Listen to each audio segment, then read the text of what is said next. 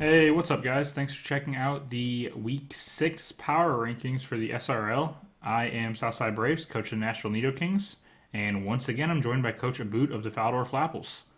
As always, glad to be here for the power rankings this week. All right, so as we started off, I just wanted to apologize. We didn't do a Week 5 one, and that's mainly on me. Ended up getting an injury in softball, MRIs and stuff, looking at the shoulder and bicep and stuff. So didn't really feel like typing on a computer and setting up this video. So we're kind of doing 2 weeks worth in one. So you're probably gonna see a lot more movement this week because again, 2 weeks worth of games. So and unfortunately, I didn't get to watch a lot of these games, so my details might not be as much as they have been in the past.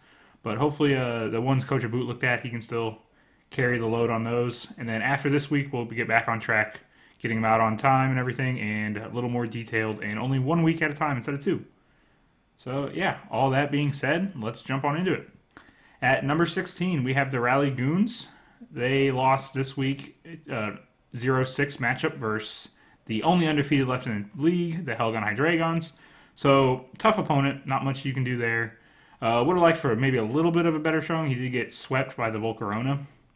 So, yeah, not much you can do there. Didn't really have an MVP to give his team. Again, when Volcarona just sets up and sweeps, there's not much I can say.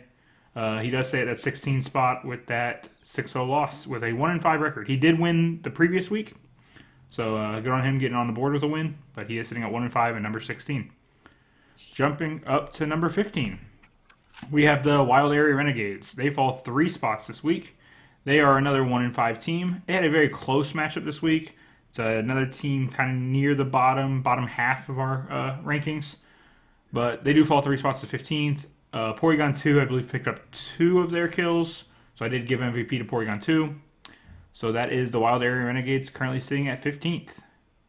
All right, moving on to number 14. In 14, we have the Atlanta Talonflames. They took a beating this week, 0-6 against the Coach Mania and the Giratinas. Um, the MVP for the Talonflames I gave to Butterfree. It looked like it really could have been scary. It set up multiple quiver dances with the help of Sleep Powder, putting its opponents to sleep. But I don't know what happened with Manny's Snorlax. It must have been caffeinated out of its mind because it just kept getting turn one wake after turn one wake. So that was pretty unfortunate. And he didn't actually pick up any kills, but the Butterfree definitely had the potential. All right, moving on to number 13. At number 13, we have the Immortal Drampa, who I believe is now the newest coach to take over as substitute coach. I think the Town Flames came in first, then the Drampa. I do have the pleasure of playing in another league with the Drampa as well, and actually just played them tonight in that league, and unfortunately did not play my best. But Coach Bloud here did step in for us, taking over. In his first match, I believe this was his first match running the team. He got a very close 0-1 loss to the Straw Hat Crocodiles, who is in the top half of our rankings. So nothing too bad there. He does rise 1 spot with that close loss to a top team. And I gave his MVP to Porygon Z, who I believe got 3 of his kills. It was either 2 or 3, but I believe it was 3. So Coach Bloud looking all right in his first match in the SRL, going up to number 13 in the power rankings. Moving on to number 12.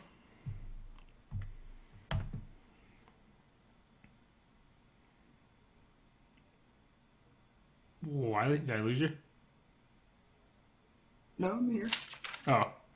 Oh, actually, the reason I didn't know about this match was because it was actually a forfeit loss, so I didn't see that one coming. So there's not much to talk about this one here. Sorry about that. All right, yeah. So if you don't know the way we do these, we split them up half and half, and yeah, we always make sure we talk about each other's matches. And this was my matchup. He did forfeit to me. Don't know what happened to Coach Cherry. Kind of just went MIA and that. So hopefully he's back and playing next week. But yeah, he did forfeit to me.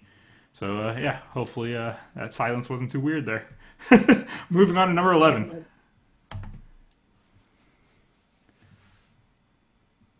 number 11, we have the Galar Greninjas and Coach Shibi. His MVP in this narrow loss was Alolan Raichu. In the electric terrain, it was able to pick up 2 KOs, but Sen actually brought a Grookey with that grassy terrain and kept resetting the terrain, so there was a pretty big war over that, and the Raichu could have gone in harder if he had more turns in the electric for sure. Alrighty. Moving on to number 10. Um, And number 10, same thing, that forfeit loss, so there's not really much to say about this one either. Yep. I am sitting at the number 10 spot. I fall one spot, even though I picked up the forfeit win. Again, not much you can say with a forfeit. I think both myself and Coach Aboot here kind of agree that from 10 down have kind of been the teams either stepping in for a new team or the ones have been not happy with the way their season has started or the first half of their season, myself included. So I think these bottom seven it is were clearly the bottom seven in some order. I thought they were all very close. We could have rearranged those bottom seven, but those were pretty clearly the bottom seven in our opinion. Moving on It is to starting to stabilize a little bit too with the records. Less upsets now, and the power rankings are just reflecting the records of the teams a little more closely now. yep, absolutely. Moving on to number 9, we have the Lavender Town Gangars, who might have one of the most up and down seasons of the league. I think he's 6-0'd somebody, been 6-0'd maybe once or twice, and that's he goes back and forth the wins and losses. He did pick up a 2-1 win this week.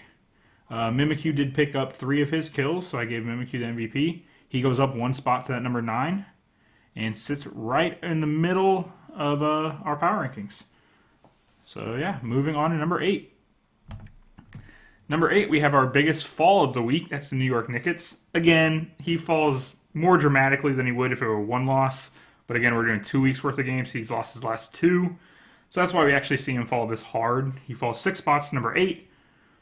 His MVP this week in a very close match with Coach Aboot and Foul Flapples was his Rotom Mo, who picked up 2 kills. Yeah, so he is sitting at number 8. Moving on to number 7, who I believe is the highest ranked of our replacement coaches. Not necessarily new coaches this season, but ones that stepped in mid-season. And that is Straw Hat Crocodiles. He picked up a 1-0 win this week with his G-Max Venusaur, picking up multiple kills for him. So he's kind of solidly stayed right in the middle of the pack. This is another unfortunate one where he actually falls one spot, even though he picked up a win. But other people have been playing well and just needed to move up. Nothing against him. Like I said, he's played really well since taking over the team. I think he's 3-0 since he took over. So congrats to him. And like I said, stayed right near the upper half of the league. Moving on to number 6. We have Coach Boot and the Foul Flapples. They move up 2 spots to 6. They're also on a little bit of a win streak. They picked up a 2-1 win over the Knicks, who at the beginning of these power rankings, or the last time we had power rankings come out, were number 2. So a big win over the number 2 seed has him moving up to the number 6 spot. His MVP goes to the G-Max Charizard, and I think he just straight up told me he needs to realize, stop messing around, and just use what his team's good at. Bring the Sun and bring the G-Max Charizard and just do work with it. And so that's why G-Max Charizard gets the MVP this week. Definitely less thinking that way for sure. Makes Yep. it a little simpler game plan. Yep, exactly. Moving on to number 5. In the number 5 spot, picking up a 6-0 win and moving up to 4-2 is Coach Manny and the Stark Mountain Giratinas. His MVP was G-Max Snorlax, and that really just led the 6-0. It just did what it always does for Coach Manny, set up a bunch of curses, and it claimed 4 KOs. So that was a big factor in his major victory this week. All right, moving on to number 4. In number 4, also at 4-2, we have the Lisbon Arcanines and Coach Squid. He took a 3-2 loss. It was a really close game. Lots of defensive back and forth, so they weren't able to finish, unfortunately. But the MVP for Coach Squid was G-Max Hatterene. It was able to set up Trick Room and answer back with after a slow start with 2 KOs, so that really kept him in the battle for the majority of the battle. Alrighty, moving on to number 3. And in number 3, we have Mountay and the Immunity Idols, who beat the Arcanines. His MVP was G-Max Cinderace. He actually had a really interesting tech. He knew that Coach Squid likes to bring that Indeedee every week, so he brought the Psychic Seed on his Cinderace, allowing him to unleash acrobatics on his Cinderace, and he claimed 2 KOs, just taking an early lead. One more thing I want to throw in about Mountay and the Immunity Idols. He was tied for the biggest jump of the week, moving up 4 spots. And also, I believe, if I remember, he is the highest of any of the new coaches that took over at the beginning of the season. Like, he was here since game 1, but this was his first season in the league. And I believe we had him ranked at 16th in the preseason ones because I'm pretty sure I remember him making a comment of worst to first. And so far, he's done a pretty good job of that, moving all the way up to number 3. Yeah, well on his way. Yep. All right, jumping up to number 2 now. In the number 2 spot, Sen's always a little high up on the leaderboard, staying near the top, and he picked up a 3-0 win versus the Greninjas. His Gmax this week went to Gmax Gengar. That massive special attack just allowed him to pick up 2 KOs early, paving the way for the rest of the match for him. An honorable mention to that Grookey, battling out with the Pinkerton with the Terrain War. That was a pretty key factor of the battle, too. All right. And now moving on to number 1. And the easiest decision of the entire Power Rankings was Coach Blattle remains at number 1. He is 6-0, picking up a 6-0 win this week against the Rally Goons. So I'm not sure how anyone would replace him when he hasn't lost, and he didn't even lose a Pokemon this week. So yeah, easiest decision, not much to say. His Volcarona just set up and got 6 kills and a sweep. So yeah, not much to say there. With that being all of the power rankings, wanted to add again, like I said, this was 2 weeks worth. A lot of rearranging, as Coach Aboot said. The rankings, the standings are starting to reflect where we think the teams are. So a little bit of rearranging this week, people going up and down. Little bit different thing I want to add at the end here is we always do the MVP of the week and Coach of the week. Coach Aboot and I didn't actually discuss who we thought should get those yet, so we're going to kind of just do that live at the end of the video, I guess. So, I think we can't really argue with the 6-0 from the Hydreigons going up to 6-0. You think he should be Coach of the week? Coach Blattle? I mean, undefeated, 6-0 to match the 6-0. Looks pretty good to me. What do you think? Yeah, I think it was going to I thought it was going to have to go to one of the 6-0s. Either the Hydreigons or the Giratinas, Coach Manny or Coach Blattle. And like I said, Coach Blattle's at the top. I have no problem giving it to him. Yeah, seems like a pretty straightforward one to me. Yep, and if we're giving that to him, I think he had one Pokemon get all 6 kills, so I don't know how you can argue that not being MVP for the week. Yeah, pretty solid MVP candidate there. Yep, Volcarona picking up 6 kills. Can't really do any better than that. So, yeah, Coach of the Week's going to go to the Coach Blattle.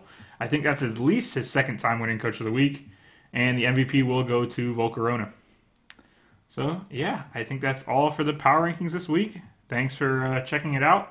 Like I said, we should be back on schedule now, 1 week at a time. And, yeah, everything should be good with them now.